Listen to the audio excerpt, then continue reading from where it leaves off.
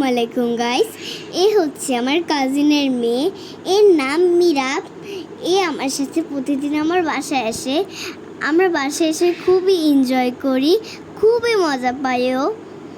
ও হচ্ছে আমার হিজাব পরেছিল, দেখতে খুবই ভালো লাগছিল। মানে সবাই মাশাআল্লাহ বলবেন, মানে খুবই এত সুন্দর যে লাগছিল। ও হাসছিল। ও আমার সাথে সব সময় দোলনায় চড়ে, আসলেই মনি মনি বলে। মানে ও ও শান্তিপুর থেকে আমার কাছে এসেছে। ও আমার সাথে এতটা যে খেলে আপনাদের বুঝাতে পারবো না। মানে সব সময় আমার সাথে খেলে, সব সময় ও আমার সাথে একটু একটু এনজয় করে। ও খুবই মজা পায়।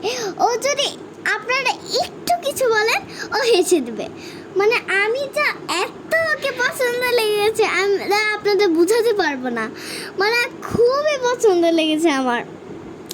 মানে যে জায়গায় যাব না, ও যদি ওকে নিয়ে যায়, ও ও খুবই মজা করবে।